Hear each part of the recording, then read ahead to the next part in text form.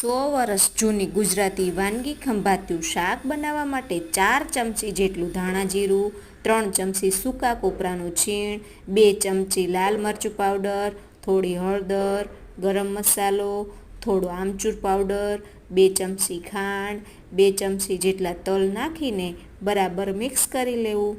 હવે એક કડાઈમાં તેલ મૂકી 500 ગ્રામ જેટલા બટેકાના મોટા ટુકડા કરીને 80થી 90% જેટલા ચડી જાય પછી બહાર કાઢી લેવા. હવે શાક વઘારવા માટે થોડા તેલમાં અજમો, હિંગ અને લીમડાના પાન નાખી વઘાર સાંતળી લેવો. પછી તળેલા બટેકાના ટુકડા, થોડી હળદર અને સ્વાદ પ્રમાણે મીઠું નાખી મિક્સ કરી લેવું. પછી તૈયાર કરેલા મસાલાને બટેકામાં નાખી મિક્સ કરી લેવું અને ઢાંકણ બંધ કરીને 2થી 3 મિનિટ ચડવા દેવું. પછી શાક તૈયાર છે. હવે લીલા ધાણા